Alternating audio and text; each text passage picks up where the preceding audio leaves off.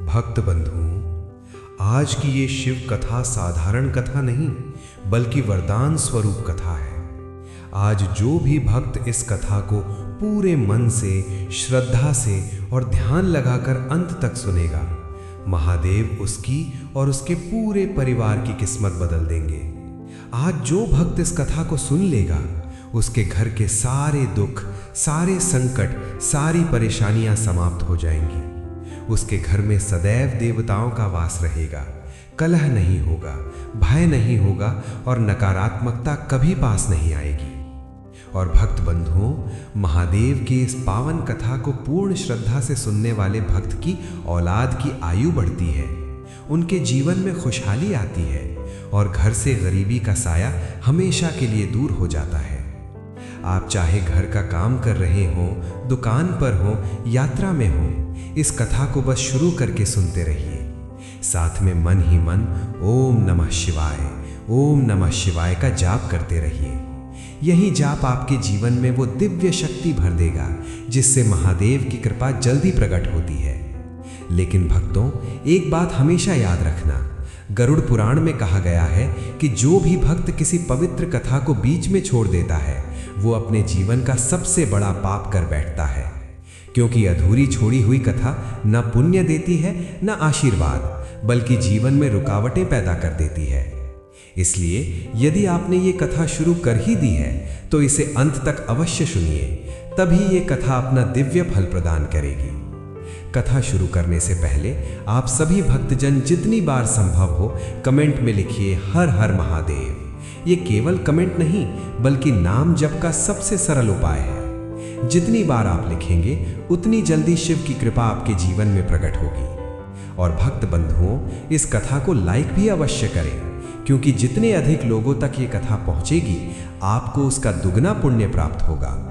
दूसरों को कथा सुनाना भी एक महान दान माना गया है। तो आइए भक्त बंधुओं, अब मन को शांत कीजिए, श्वास को धीमा कीजिए, भक्ति को हृदय में बसाइए और शुरू करते हैं महादेव की ये पावन कथा। ध्यान से सुनिए, भक्ति से सुनिए। हर हर महादेव। एक बहुत ही शांत और पुरानी परंपराओं वाला गांव था जिसका नाम था शिवपुरी। इस गांव में मोहनलाल नामक एक वृद्ध और अत्यंत धनी व्यक्ति रहते थे। मोहनलाल की सबसे बड़ी पहचान उनका अटूट शिव विश्वास था। वो हर सुबह और शाम अपने घर के मंदिर में बने छोटे शिवलिंग की पूजा करते थे और मानते थे कि उनका समस्त धन भोलेनाथ की कृपा का ही फल है। मोहनलाल ने वर्षों की मेहनत से अकूत संपत्ति अर्जित की थी। उनके पास सोने चांदी के भंडार, विशाल खेत और कुछ पुश्तैनी जवाहरात थे जिनकी कीमत लाखों में थी।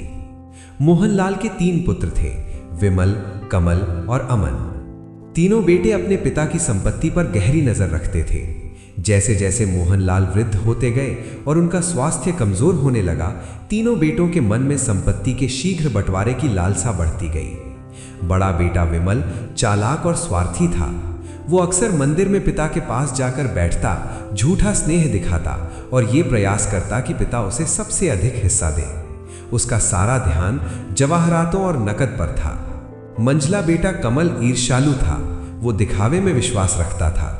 वो चाहता था कि धन का बंटवारा तुरंत हो जाए ताकि वो शहर जाकर आलीशान जीवन जी सके। वो अपने भाइयों को कम हिस्सा मिलते देखना चाहता था। सबसे छोटा बेटा अमन विनम्र तो था पर कमजोर भी था। वो धन की लालसा में अधिक नहीं था, पर अपने भाइयों के लगातार दबाव और झगड़ों से परेशान हो चुका था। वो केवल शांति चाहता था। तीनों भाई अब मोहनलाल से सीधे या घुमा फिराकर पूछते रहते थे कि संपत्ति का बंटवारा कब होगा। उनके व्यवहार में प्रेम से ज्यादा अधिकार का भाव दिखाई देता था। मोहनलाल ये सब देखकर अत्यंत दुखी थे। उन्होंने अपनी सारी मेहनत परिवार को दी थी, पर अब बेटे केवल धन से जुड़े थे, पिता से नहीं। उन्होंने एक रात शिवलिंग के सामने प्रार्थना की, हे महादेव, इस धन ने मेरे बेटों को अलग कर दिया है। मैं ये धन उन्हें नहीं दे सकता जब तक वे प्रेम का मूल्य न समझ लें। आप ही कोई लीला करें जो उन्हें सच्चा सबक सिखाए। भोलेनाथ ने मोहनलाल की पुकार सुनी। अगली सुबह मोहनलाल ने एक अंतिम निश्चय किया। उन्होंने अपने तीनों पुत्रों को अपने पास बुलाया। उनका चेहरा शांत था पर आंखों में एक रहस्यमयी चमक थी। मोहनलाल ने गहन स्वर में कहा, पुत्रों, मैं जानता हूं कि तुम उत्सुक हो। मैं कल सुबह संपत्ति का बंटवारा करूंगा, लेकिन उस बंटवारे के साथ मैं तुम्हें एक ऐसी चीज दूंगा जो तुम्हारी तिजोरी के सारे सोने से अधिक मूल्यवान है। ये एक गुप्त रहस्य है जो मैंने महादेव की कृपा से पाया है। तीनों बेटे अमूल्य रहस्य की बात सुनकर चौंक गए। उनकी आंखों में लालच और जिज्ञासा का भाव दोगुना हो गया। मोहनलाल ने रहस्यमयी ढंग से अपनी बात जारी रखी। तुम तीनों को आज रात एक कठिन कार्य करना होगा। तुम्हें अपने जीवन के किसी एक व्यक्ति का चयन करना है जिससे तुम वास्तव में सबसे अधिक प्रेम करते हो, और आज रात तुम्हें उस व्यक्ति के लिए एक बड़ा त्याग करना होगा। कल सुबह मैं तुम्हारे त्याग को देखकर अमूल्य उपहार दूंगा और तभी संपत्ति का बंटवारा होगा। तीनों बेटे सोच में पड़ गए। उन्हें लगा कि ये पिता द्वारा अमूल्य खजाना देने से पहले अंतिम परीक्षा है। विमल ने सोचा, कौन सा त्याग सबसे बड़ा दिखेगा? कमल ने सोचा, त्याग का दिखावा कैसे किया जाए? अमन ने शांत मन से सोचा, सच्चा प्रेम और त्याग किसे कहते हैं? विमल सबसे चालाक था। उसने सोचा, सबसे बड़ा उपहार उसी को मिलेगा जो सबसे बड़ा त्याग करेगा। मुझे सबसे अधिक संपत्ति चाहिए, इसलिए मेरा त्याग पिता को सबसे अधिक प्रभावित करना चाहिए। विमल ने अपनी तिजोरी खोली जिसमें उसने कुछ कीमती सोने के सिक्के बचा कर रखे थे। उसने उन सिक्कों को निकाला और अपने गांव के सबसे गरीब और बीमार व्यक्ति के घर गया। विमल ने दिखावे के लिए उस गरीब व्यक्ति को दया दिखाते हुए सिक्के दिए और कहा, ये सिक्के ले लो, ये मेरा त्याग है और कल मैं पिता को बताऊंगा कि मैंने कितना बड़ा बलिदान दिया। विमल खुश था। उसने सोच लिया कि धन का त्याग ही सबसे बड़ा त्याग होता है और ये त्याग पिता को अवश्य प्रभावित करेगा। कमल ईर्ष्यालु था और दिखावे में विश्वास रखता था। उसने सोचा, विमल धन का त्याग करेगा, मुझे त्याग को अधिक भावुक और भावपूर्ण बनाना होगा। कमल ने अपनी माता के बारे में सोचा जो अब इस दुनिया में नहीं थी। फिर उसने अपनी बहन के बारे में सोचा, पर बहन के लिए कुछ त्याग करना उसे बहुत बड़ा लगा। अंत में कमल ने गांव के शिव मंदिर की पुजारी माँ को चुना। पुजारी माँ गांव में अत्यंत सम्मानित थी। कमल ने आज रात उपवास रखने का निर्णय लिया। वो भूखा रहा और आधी रात को जाकर पुजारी माँ के पास गया। कमल ने पुजारी माँ के सामने घुटने टेक दिए और कहा, माँ, मैं आपके लिए उपवास रख रहा हूँ। मैंने आज रात अपने सुख का त्याग किया है ताकि मैं पिता को प्रसन्न कर सकूं। पुजारी माँ ने आश्चर्य से उसे देखा पर आशीर्वाद दिया।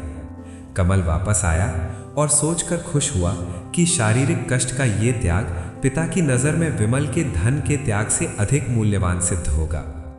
अमन शांत था, पर उसके मन में सबसे बड़ा संघर्ष चल रहा था। उसने पिता के शब्दों पर गहन विचार किया, सच्चा प्रेम और त्याग। अमन ने अपनी पत्नी को सबसे अधिक प्रेम किया था।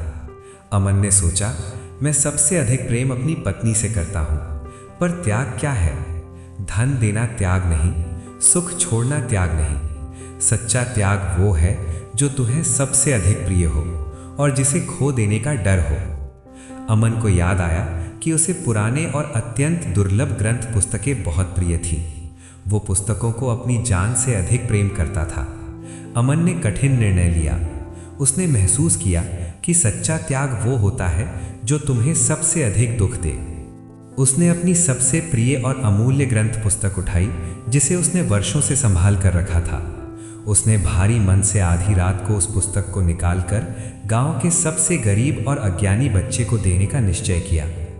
अमन ने रोते हुए उस बच्चे को वो अमूल्य पुस्तक दी और कहा, पुत्र, इसे प्रेम से पढ़ना, ये धन से अधिक ज्ञान देगी। अमन को वो पुस्तक देते हुए अत्यधिक पीड़ा हुई। उसे लगा जैसे उसने अपना एक अंग काट कर दे दिया हो। ये त्याग किसी को दिखाने के लिए नहीं था, बल्कि अपने हृदय को परीक्षा में डालने के लिए था। वो शांत मन से वापस आया और सुबह का इंतजार करने लगा। अगले दिन सुबह मोहनलाल ने तीनों पुत्रों को शिव मंदिर के पास अपने पास बुलाया। गांव के कुछ सम्मानित लोग और पुजारी भी उपस्थित थे। सभी उत्सुक थे कि मोहनलाल धन का बंटवारा कैसे करते हैं और वो अमूल्य रहस्य क्या है। मोहनलाल ने एक क्षण तक तीनों पुत्रों को देखा, जिनके चेहरे पर लालच और अधीरता साफ झलक रही थी।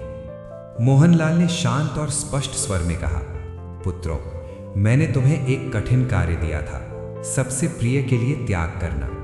अब मैं तुम तीनों के त्याग का फल दूंगा। विमल आगे आया। उसने गर्व से कहना शुरू किया, पिताश्री, मैंने सबसे बड़ा त्याग किया। मैंने अपने प्रिय धन का त्याग करके गरीब को दिया। इससे बड़ा त्याग क्या हो सकता है? मोहनलाल ने शांत स्वर में पूछा, वत्स, वो धन तुमने त्याग दिया या तुम्हारा धन था? और क्या धन तुम्हें सबसे अधिक प्रिय है या तुम केवल दिखावा कर रहे हो? कमल आगे आया। उसने भावुक होते हुए कहा, पिताश्री, मैंने शारीरिक कष्ट का त्याग किया। मैंने पुजारी माँ के लिए रात भर उपवास रखा। ये त्याग धन से अधिक कठिन है। मोहनलाल ने हल्की सी मुस्कान के साथ पूछा, वत्स, तुमने उपवास पुजारी माँ के लिए रखा या सबसे बड़ा उपहार पाने के लिए? क्या तुमने अपने सुख का त्याग किया या केवल दिखावा किया? कमल चुप हो गया। उसे लगा कि पिता उसके मन को जान चुके हैं। अब अमन की बारी आई। अमन विनम्रता से आगे आया। उसके चेहरे पर पीड़ा का भाव था, जो त्याग के कारण था, दिखावे के कारण नहीं। मोहनलाल ने स्नेह से अमन से पूछा, पुत्र अमन, तुमने सबसे अधिक प्रेम किसके लिए किया और क्या त्याग किया? अमन ने गले में दर्द के साथ कहा, पिताश्री, मुझे पुस्तकों से अत्यधिक प्रेम है। मैंने अपनी सबसे प्रिय और अमूल्य शिव पुराण की प्राचीन प्रति उस बच्चे को दे दी जो अज्ञानी है। मुझे मालूम था कि इससे अधिक दुख मुझे किसी और चीज को खोकर नहीं होगा। मोहनलाल ने आंखें बंद कर ली। जब उन्होंने आंखें खोली तो उनकी आंखों में गहरा संतोष था। मोहनलाल ने रहस्यमय ढंग से कहा, विमल और कमल, तुम अमूल्य उपहार पाने के योग्य नहीं हो क्योंकि तुम त्याग को भी व्यापार समझते हो, लेकिन अमन ने सच्चा त्याग किया है। मोहनलाल ने अब धन का बंटवारा करने का निर्णय लिया, पर यह बंटवारा असामान्य होने वाला था। वो अमूल्य उपहार और गुप्त रहस्य अभी भी उजागर नहीं हुआ था। मोहनलाल ने उपस्थित लोगों और पुजारी की ओर देखा। उनके चेहरे पर गंभीरता थी। मोहनलाल ने घोषणा की, पुत्रों, तुम तीनों को न्याय मिलेगा। मैंने जीवन भर मेहनत की है और महादेव की कृपा से ये संपत्ति अर्जित की है, इसलिए इसका बंटवारा मेहनत के सिद्धांत पर होगा। मोहनलाल ने सोने चांदी के भंडार, खेतों और व्यापार को 3 हिस्सों में बांटा। विमल और कमल की आंखों में चमक आ गई।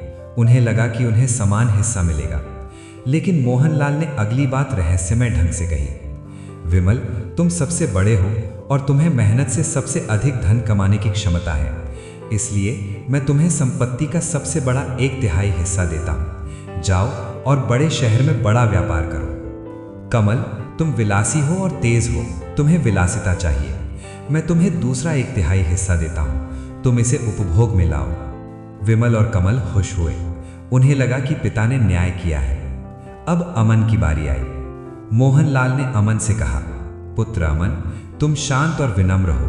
तुम्हें धन से अधिक ज्ञान प्रिय है, इसलिए मैं तुम्हें सबसे छोटा 1/3 हिस्सा देता हूं। तुम इसे शांति से संभालो। विमल और कमल ने राहत की सांस ली। उन्हें लगा कि पिता ने अमन को कम धन इसलिए दिया क्योंकि वो सबसे छोटा है। अमन ने भी शांत भाव से पिता का निर्णय स्वीकार कर लिया। जब धन का बंटवारा समाप्त हुआ तो विमल अधीर हो गया। विमल ने लालच भरे स्वर में कहा, पिताश्री, अब वो अमूल्य उपहार और गुप्त रहस्य कहाँ है? आपने कहा था कि वो सोने से अधिक मूल्यवान है। कमल भी उत्सुकता से आगे आया। उन्हें लगा कि ये कोई दैवीय मणि या पुश्तैनी खजाना होगा जो केवल एक को मिलेगा। मोहनलाल ने तीनों बेटों को गहराई से देखा। फिर उन्होंने पुजारी से आदेश लिया और एक बंद पेटी मंगवाई। ये पेटी पुरानी थी और उस पर शिव चिन्ह बना हुआ था। मोहनलाल ने पेटी को धीरे से खोला। अंदर सोना चांदी नहीं था, अंदर केवल 2 वस्तुएं थीं।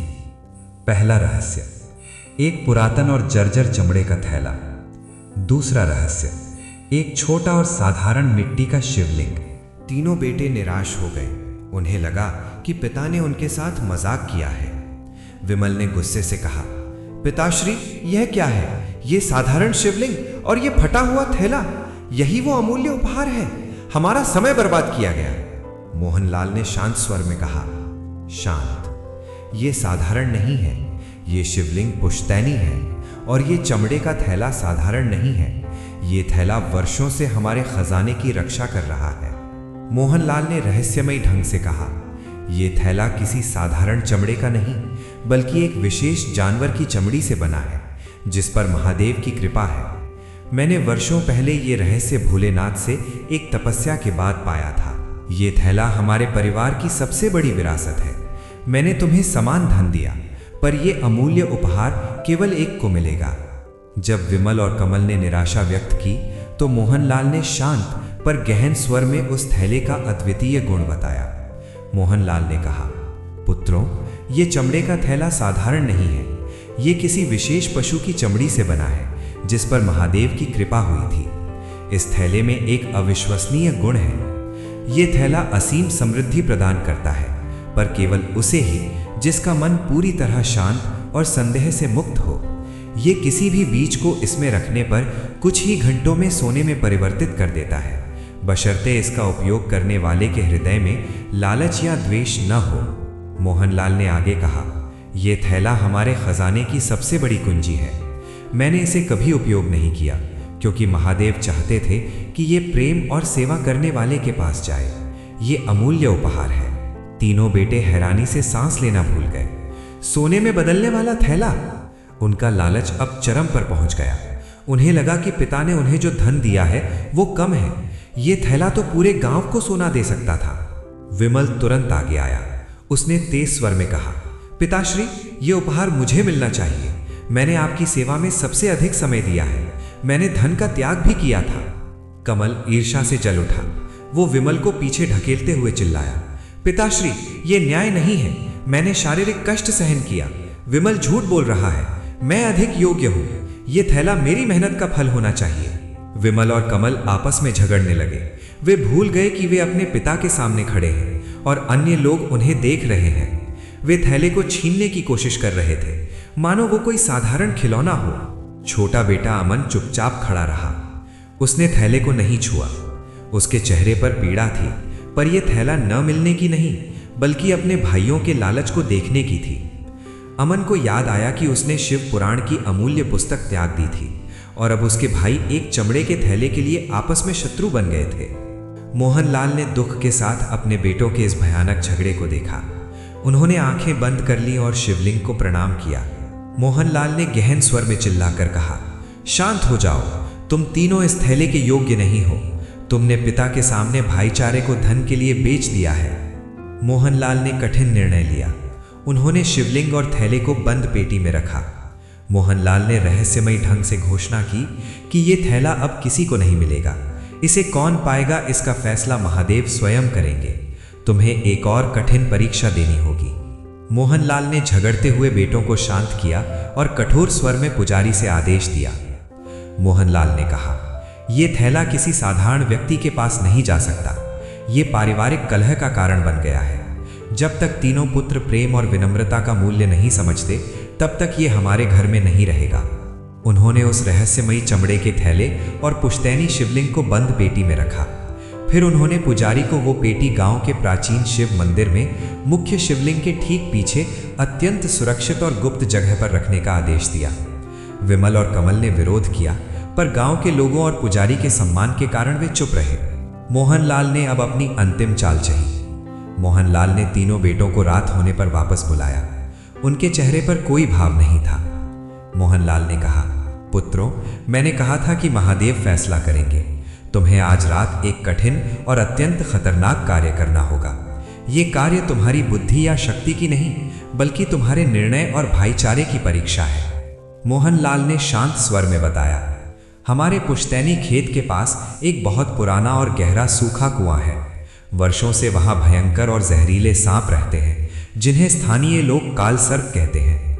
कोई भी अकेला व्यक्ति उस कुएं के पास जाने की हिम्मत नहीं करता। तीनों बेटे भय से कांप उठे। मोहनलाल ने आगे कहा, तुम्हें तीनों को आज रात अंधेरे में उस कुएं के पास जाना होगा। तुम्हें 3 अलग अलग टूट गए और पुराने मिट्टी के घड़े लेकर जाना है। उन घड़ों को तुम्हें एक एक करके उस कुएं के किनारे मजबूती से स्थापित करना है। यह कार्य सुबह होने से पहले पूरा हो जाना चाहिए। यह मेरा आदेश है। जो पुत्र सफलतापूर्वक यह कार्य पूरा करके लौटेगा, उसे ही कल महादेव का अमूल्य उपहार मिलेगा। विमल, बड़ा बेटा, भयभीत था। पर उसके मन में सबसे बड़ा लालच था। उसने सोचा, यह खतरनाक है, पर सोने में बदलने वाला थैला इससे बड़ा खतरा मोल लेने को मजबूर करता है। मैं सबसे पहले जाकर काम पूरा करूंगा। कमल, मंझला बेटा, डरपोक था। उसने झुंझलाकर कहा, पिताश्री, यह आत्महत्या है। काल सर्प, यह कैसा न्याय है? मोहनलाल ने कठोर स्वर में कहा, न्याय का फैसला महादेव करेंगे, तुम नहीं। यदि तुम थैला नहीं चाहते तो तुम आज रात घर पर सो सकते हो, पर याद रहे, जो पीछे हटेगा उसे संपत्ति में से भी कुछ हिस्सा मंदिर को दान देना होगा। यह सुनकर कमल भी जाने को तैयार हो गया। संपत्ति खोने का डर सांप के डर से अधिक था। अमन, छोटा बेटा, ने शांत भाव से पिता की बात स्वीकार की। उसके मन में डर था, पर त्याग और कर्तव्य का भाव अधिक था। आधी रात का समय था। तीनों बेटे विमल, कमल और अमन अत्यंत भयभीत होकर मिट्टी के 3 पुराने घड़े लेकर कुएं की ओर धीरे धीरे बढ़ रहे थे। चांदनी बहुत धीमी थी और आसपास का माहौल भयंकर था। विमल आगे चल रहा था। उसका पूरा ध्यान इस बात पर था कि वह सबसे पहले अपना घड़ा स्थापित करे और वापस लौटे। कमल पीछे था और लगातार डर के मारे आसपास देख रहा था। अमन विनम्रता से मध्य में चल रहा था। जैसे ही वे कुएं के करीब पहुंचे, उन्हें सांपों की फुंकार की आवाजें सुनाई देने लगी। उस सूखे कुएं के आसपास जहरीले काल सर्प होने की पुष्टि हुई। विमल के पैर ठिठक गए। डर के मारे उसका शरीर पसीना बहा रहा था, पर सोने में बदलने वाले थैले का लालच डर से अधिक था। विमल ने तुरंत स्वार्थ का रास्ता अपनाया। उसने सोचा, अगर मैं इनके साथ काम करूंगा तो देर होगी। मैं अकेले अपना घड़ा लगाता हूं और चुपचाप भाग जाता हूं। पिता ने केवल कार्य पूरा करने को कहा है। विमल ने अचानक तेजी से कुएं के किनारे की ओर दौड़ लगाई। उसने जल्दी से अपने घड़े को किनारे पर रखने की कोशिश की। उसी क्षण कुएं के पास की झाड़ियों में तेज सरसराहट हुई और एक बड़ा सर्प फन उठाकर विमल की ओर तेजी से लपका। विमल ने चीख कर घड़ा वहीं छोड़ दिया और जान बचाने के लिए पीछे भागा।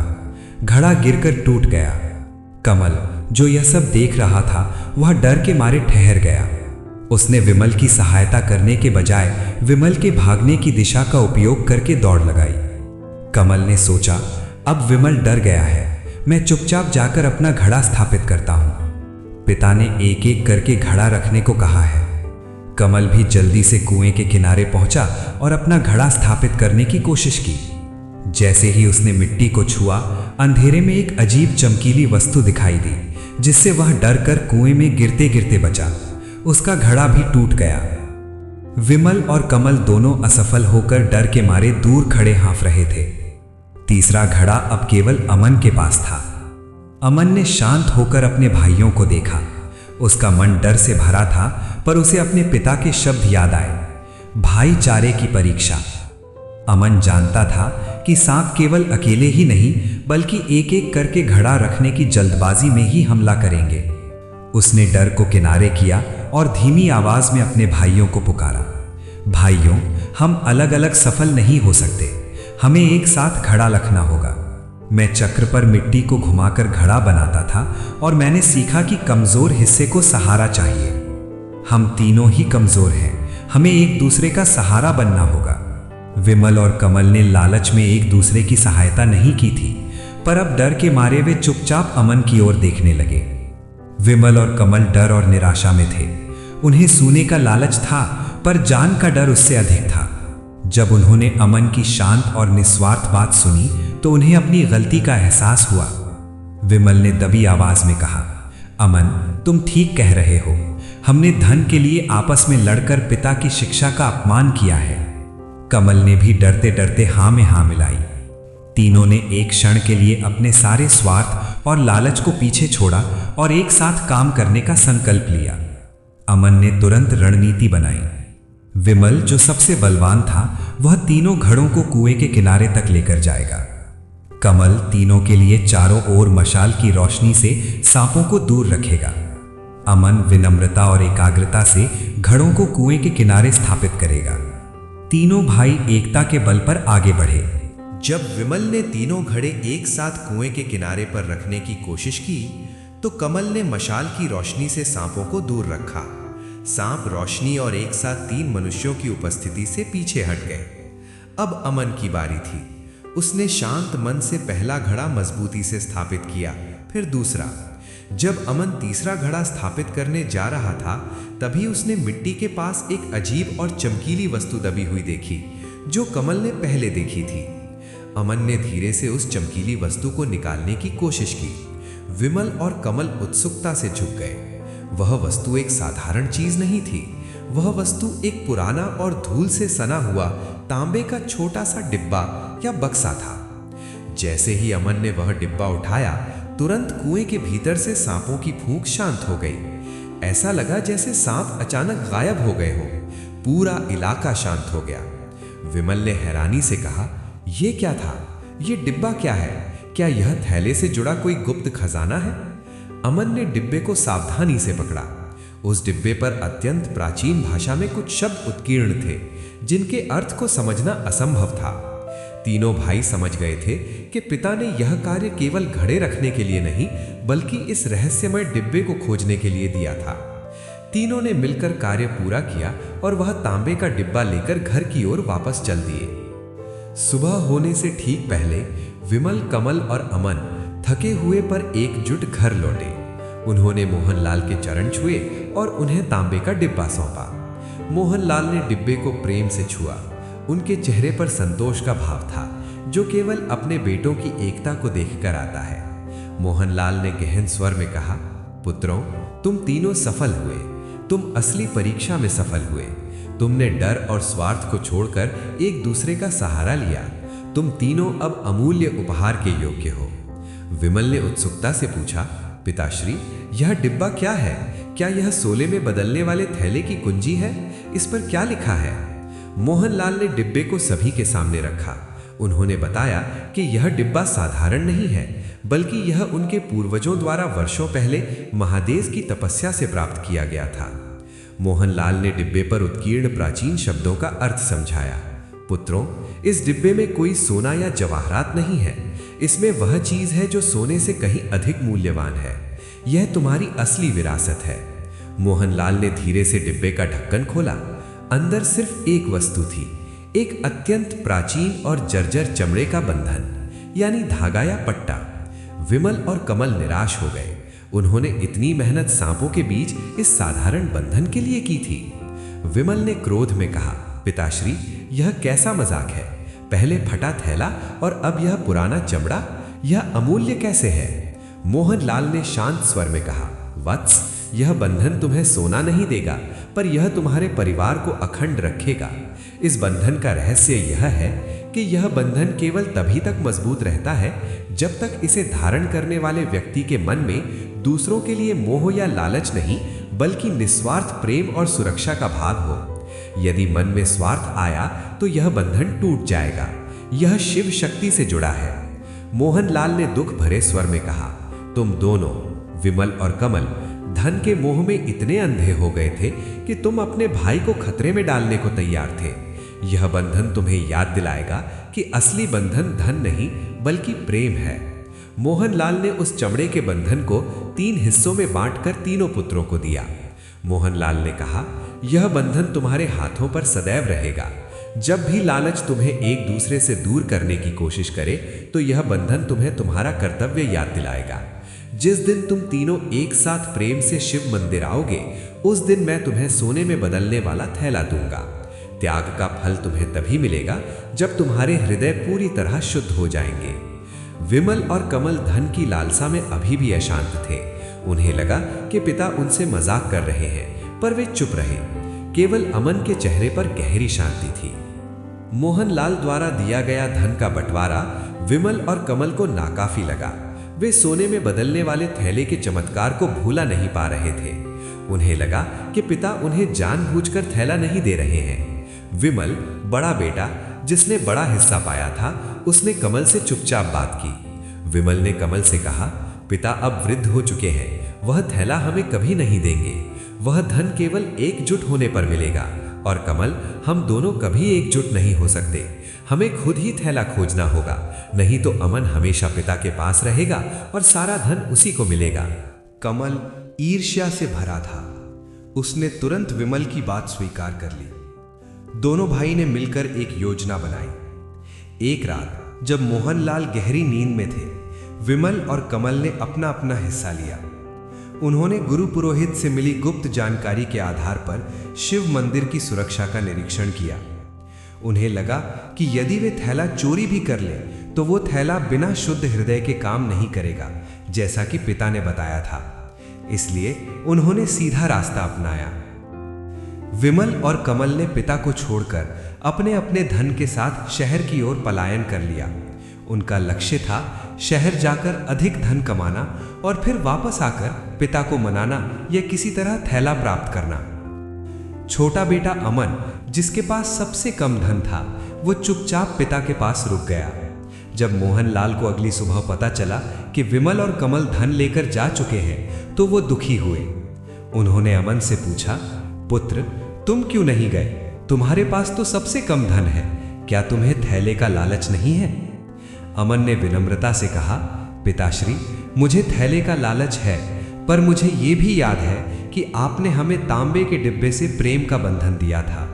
उस बंधन ने मुझे रोका। मैं जानता हूं कि आप मेरे सबसे प्रिय व्यक्ति हैं और मैं धन के लिए आपकी सेवा का त्याग नहीं कर सकता। मोहनलाल ने गहरी सांस ली। वो जानते थे कि अमन का हृदय लालच से मुक्त हो चुका है। मोहनलाल ने अमन को अपने पास बिठाया। उन्होंने अमन को वेदों और शिव पुराण की शिक्षा देना शुरू कर दिया, जो असली विरासत थी। विमल और कमल ने धन को चुनकर पिता को छोड़ा। अमन ने पिता को चुनकर धन को त्यागा। बड़ा बेटा विमल बड़ा व्यापारी बनने का सपना लेकर शहर गया। उसके पास संपत्ति का सबसे बड़ा हिस्सा था। विमल ने बड़े बड़े व्यापार में धन लगाया। वो अत्यधिक लालची था और जल्द से जल्द अमीर बनना चाहता था। उसने गलत और अनैतिक तरीके अपनाए, कमजोर लोगों को धोखा दिया और बड़े लाभ के लिए जोखिम लिए। विमल ने पिता से झूठा स्नेह दिखाया था और अब वो व्यापार में भी झूठ बोलने लगा। महादेव की कृपा से मिला धन धीरे धीरे अनैतिकता के कारण छूटने लगा। उसका अहंकार और लालच इतना बड़ा हो गया कि उसने अपने व्यापार की मूलभूत बातों को भी नजरअंदाज कर दिया। परिणाम ये हुआ कि एक बड़ा व्यापारिक घाटा हुआ। विमल का सारा धन डूब गया। वो सड़क पर आ गया और कर्ज में पूरी तरह डूब गया। अब उसे कोई सम्मान नहीं देता था। विमल रात दिन पश्चाताप में चलने लगा, पर यह पश्चाताप अपने लालच का नहीं बल्कि खोए हुए धन का था। मंझला बेटा कमल विलासी था। उसने शहर आकर शानदार घर खरीदा और भोग विलास में अपना सारा धन उड़ा दिया।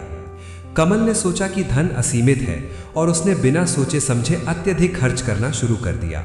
उसने महंगी शराब, जुए और व्यर्थ के दिखावों में अपना समय और पैसा बर्बाद कर दिया। कमल का ईर्ष्यालु स्वभाव उसे हमेशा दूसरों से बड़ा दिखने के लिए मजबूर करता था। उसने अत्यधिक खर्च किया ताकि लोग उसे सर्वश्रेष्ठ माने।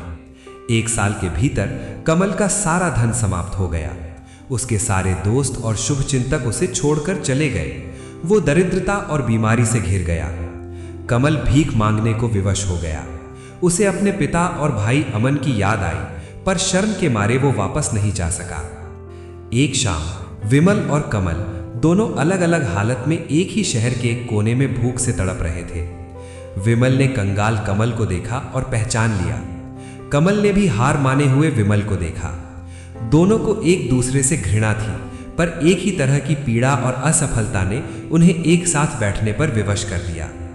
विमल ने कड़वाहट से कहा, हम दोनों असफल हो गए। पिता ने हमसे झूठ कहा था।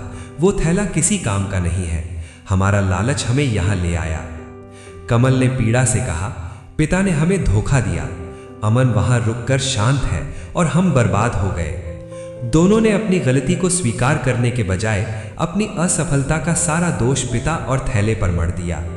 उन्हें वो चमड़े का बंधन याद आया जो उन्होंने उतारकर फेंक दिया था।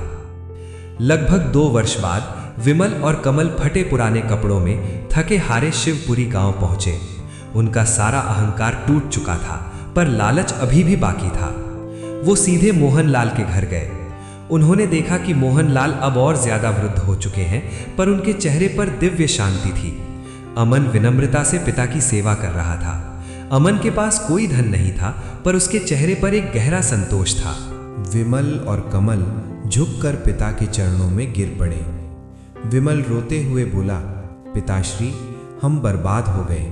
शहर के मोह जाल ने हमें सब कुछ छीन लिया, हमें माफ कर दीजिए। कमल ने पीढ़ा से कहा, पिताश्री, हम असफल हुए। हम जानते हैं कि हम उस थैले के योग्य नहीं थे, पर अब आप ही हमारी अंतिम आशा हैं। हमें थोड़ा सा धन दे दीजिए ताकि हम जी सकें। मोहनलाल ने उन्हें उठाया। उनकी आंखों में कोई क्रोध नहीं, बल्कि गहरा स्नेह था। मोहनलाल ने शांत स्वर में कहा, पुत्रों, मुझे तुम्हारी असफलता का दुख नहीं है, क्योंकि यह असफलता तुम्हें सच्चा सबक सिखाएगी। धन आता है और जाता है, पर प्रेम स्थायी रहता है। तुम वापस आ गए, यही सबसे बड़ी बात है। मोहनलाल ने दोनों बेटों को स्नान करवाया और शांत होने को कहा। विमल और कमल को लगा कि पिता अब थैला दे देंगे। अगली सुबह मोहनलाल ने तीनों बेटों को शिव मंदिर में पुजारी और गांव के कुछ सम्मानित लोगों के सामने इकट्ठा किया। पुश्तैनी शिवलिंग और रहस्यमय चमड़े का थैला अभी भी गुप्त स्थान पर बंद थे। मोहनलाल ने गहन स्वर में कहा, पुत्रों, तुमने धन खोया है पर ज्ञान पाया है। थैला तभी मिलेगा जब महादेव स्वीकार करेंगे। मैं तुम्हें अंतिम परीक्षा देता हूं। उन्होंने तीनों बेटों की ओर देखा। मोहनलाल ने एक ही अंतिम प्रश्न पूछा, जो थैले की अंतिम कुंजी था।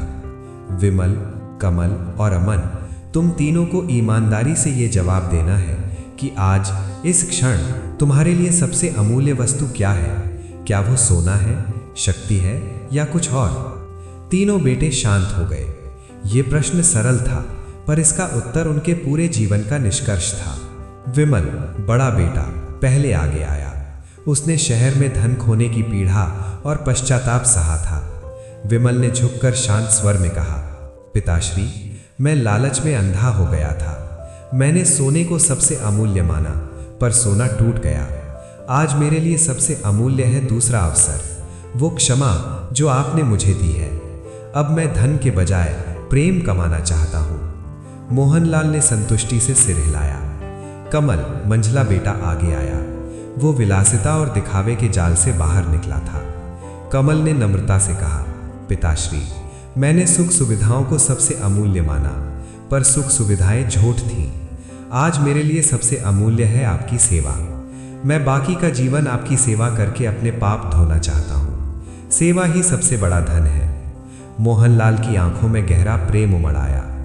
अमन, छोटा बेटा, जिसने कभी पिता का साथ नहीं छोड़ा, आगे आया।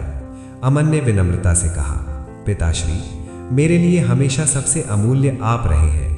अब मेरे लिए सबसे अमूल्य ये बंधन है जिसने मेरे भाइयों को वापस ला दिया। भाईचारे से बड़ा कोई धन नहीं है। सच्ची समृद्धि परिवार में है। तीनों के उत्तर में अब लालच नहीं, बल्कि सच्चा अनुभव और प्रेम था। मोहनलाल उठकर शिवलिंग के पास गए। उन्होंने पुजारी से पेटी लाने को कहा।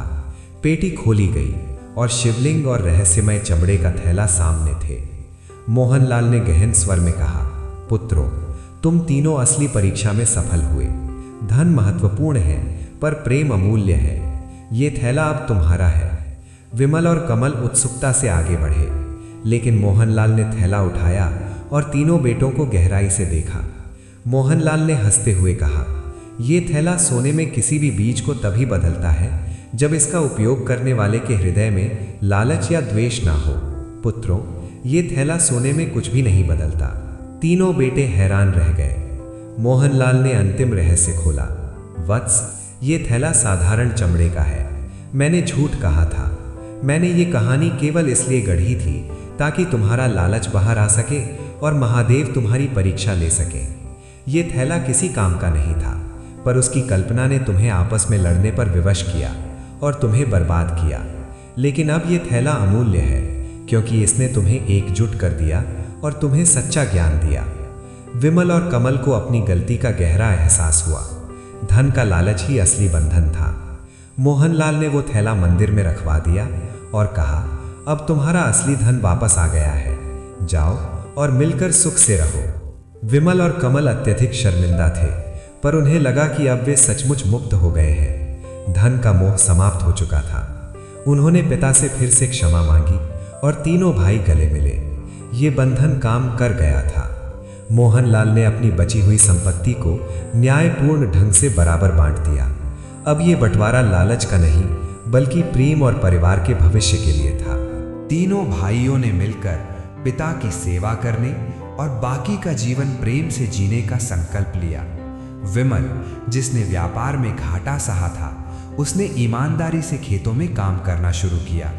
उसने लालच को छोड़कर परिश्रम और न्याय को अपनाया। कमल, जिसने विलासिता में जीवन बर्बाद किया था, अब साधारण जीवन जीने लगा। उसने अपने समय का उपयोग गांव के जरूरतमंदों की सेवा में किया। अमन, जिसने कभी पिता का साथ नहीं छोड़ा, उसने अपने ज्ञान का उपयोग गांव के बच्चों को शिक्षित करने में किया। तीनों भाई अब एकजुट थे। वे साथ में काम करते, साथ में खाते और साथ में हंसते थे। मोहनलाल ने वो शांति और सुख पाया जो धन से कहीं अधिक था। जब मोहनलाल पूरी तरह संतुष्ट हुए कि उनके बेटों ने असली ज्ञान पा लिया है, तो एक रात शांत नींद में उन्होंने शरीर त्याग दिया। बेटों को गहरा दुख हुआ, पर कोई पश्चाताप नहीं था। उन्होंने प्रेम और कर्तव्य से पिता की अंतिम क्रियाएं की। मोहनलाल के देह त्यागने के बाद पुजारी ने गांव के सभी लोगों के सामने शिव मंदिर की पेटी खोली। पेटी में पुश्तैनी शिवलिंग और वही साधारण चमड़े का थैला था। पुजारी ने वो थैला तीनों भाइयों को सौंपा। पुजारी ने कहा, ये थैला साधारण हो सकता है, पर तुम्हारे पिता की भक्ति असाधारण थी। तुम्हारे पिता का अंतिम संदेश ये है कि अब ये थैला सोने में बदलने का चमत्कार तुम्हें दिखाएगा। विमल और कमल हैरान थे। थैला झूठा नहीं था। पुजारी ने समझाया, हाँ, ये थैला सोने में बदलने का चमत्कार दिखाएगा, पर केवल तभी जब इसमें प्रेम का बीज डाला जाए। तुम्हारे पिता ने तुम्हारे लालच के नाश के बाद सेवा और प्रेम का बीज इसमें डालने को कहा है। तीनों भाइयों ने उस थैले को स्वीकार किया, पर अब उनका ध्यान सोने पर नहीं, बल्कि प्रेम पर था। विमल, कमल और अमन ने पिता की अंतिम इच्छा पूरी करने का निश्चय किया। वे जानते थे कि अब उनका लक्ष्य धन नहीं, बल्कि प्रेम को साबित करना है। तीनों भाई एकजुट होकर मंदिर आए। उन्होंने उस रहस्यमय चमड़े के थैले को पुश्तैनी शिवलिंग के पास रखा। विमल ने उत्सुकता से पूछा, हम इसमें कौन सा बीज डालें? कमल ने कहा, पिताश्री ने सेवा की बात कही थी, क्या हमें चावल का बीज डालना चाहिए जो गरीबों को भोजन दे? अमन ने विनम्रता से उत्तर दिया, नहीं भाइयों, बीज अनाज का नहीं, बल्कि प्रेम और त्याग का होना चाहिए। अमन को याद आया कि पिता ने कुएं के पास से तांबे का डिब्बा इसीलिए निकलवाया था ताकि वे असली बंधन को याद रखें। अमन ने अपने हाथों से उस चमड़े के बंधन पट्टे को धीरे से खोला और उसे थैले के अंदर रख दिया। विमल और कमल ने झुककर प्रेम और पश्चाताप से अपने बंधन को भी खोला और अमन के बंधन के साथ उस थैले में रख दिया। जैसे ही तीनों बंधन उस थैले के अंदर रखे गए, अचानक पूरा मंदिर दिव्य प्रकाश से चमक उठा। शिवलिंग से तेज निकलकर थैले पर पड़ा। थैला चमत्कारिक ढंग से सोने में परिवर्तित नहीं हुआ, बल्कि वो गायब हो गया। उसकी जगह पर वहां केवल एक वस्तु दिखाई दी, एक नया और अत्यंत सुंदर शिवलिंग जो स्वयं प्रकाशमान था और जिसके चारों ओर सोने के अक्षर उत्कीर्ण थे। पुजारी ने आंखें खोली और खुशी से कहा, महादेव की जय हो, ये चमत्कार है। तीनों भाई आश्चर्य से नए शिवलिंग को देखने लगे। पुजारी ने सोने के अक्षरों को पढ़कर बताया, भोलेनाथ ने संदेश भेजा है, सच्ची समृद्धि सोने में नहीं बल्कि संबंधों में है। जब प्रेम का बंधन सोने के लालच को जीत लेता है, तभी आत्मा दिव्य बनती है। पुजारी ने आगे कहा, मोहनलाल ने यही अमूल्य उपहार तुम्हें दिया था। ये शिवलिंग अब तुम्हारे गांव को हमेशा समृद्ध रखेगा, पर यह समृद्धि धन की नहीं, प्रेम और शांति की होगी। तीनों भाई ने उस दिन असली विरासत पाई। उन्होंने धन को त्याग कर प्रेम को चुना और उस प्रेम ने उन्हें और पूरे गांव को धन्य कर दिया। तीनों भाई ने बाकी का जीवन एकजुट होकर गांव की सेवा में बिताया। वे हमेशा याद रखते थे कि सोने में बदलने वाला झूठा थैला ही सच्ची खुशहाली लाने का माध्यम बना था। कथा हमें सिखाती है कि जीवन में सच्चा धन वो नहीं है जिसे हम कमाते हैं, बल्कि वो है जिसे हम प्रेम से बांटते हैं और संबंधों में जीते हैं। धन मोह लाता है, पर सेवा और प्रेम मुक्ति और शांति लाते हैं। भक्त बंधुओं, जैसी अभी आपने इस पवित्र शिव कथा को सुना, उसी तरह की कथाएं हमें शांति, सुख और सही मार्ग दिखाती हैं। कथा सुनने से मन शांत होता है, विचार पवित्र होते हैं और इंसान के भीतर भक्ति की एक नई ज्योति जल उठती है। कथा सुनने का सबसे बड़ा लाभ ये है कि हम रोजमर्रा की भागदौड़ में भी कुछ मिनट भगवान के लिए निकाल पाते हैं, और जो समय हम भगवान को देते हैं वही समय भविष्य में हमारी रक्षा बनकर, हमारी ढाल बनकर हमारे साथ खड़ा होता है। भक्त बंधुओं, भगवान शिव कहते हैं कि जो भक्त एक दिन में एक बार भी सच्चे मन से नाम जप कर लेता है, ओम नमः शिवाय का स्मरण कर लेता है, वो मेरे हृदय में स्थान पा लेता है।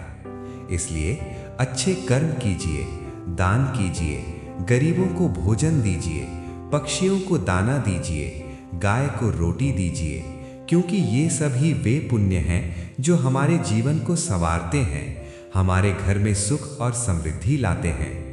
और याद रखिए, कथा सुनना भी एक महान पुण्य है। रोज कुछ न कुछ भक्ति अवश्य सुनिए, क्योंकि कथा मन को सीधा प्रभु तक पहुंचाती है। जिस घर में कथा की ध्वनि गूंजती है, उस घर के ऊपर महादेव की कृपा स्वतः बनी रहती है। भक्त बंधुओं, अगर ये कथा आपके मन को अच्छी लगी हो, यदि आपको इससे शांति, ज्ञान और भक्ति का स्पर्श मिला हो, तो हमारे श्री ज्ञान चैनल को सब्सक्राइब अवश्य करें, जिससे हम और भी दिव्य कथाएं और भी प्रेरणादायक प्रसंग आप तक रोज पहुंचा सकें। और अब अंत में मेरी एक छोटी सी किंतु गहरी प्रार्थना। हे भोलेनाथ, जिस भी भक्त ने इस कथा को श्रद्धा से, पूरे मन से, पूरे विश्वास के साथ अंत तक सुना है, आप उनके परिवार पर अपनी कृपा बनाए रखें। उनके घर में सुख, शांति, समृद्धि और खुशियां भर दें। उनके सारे दुख दूर हों, उनके जीवन के सारे द्वार खुलें और उनके हर कदम पर आपका आशीर्वाद बना रहे। जय भोलेनाथ। हर हर महादेव।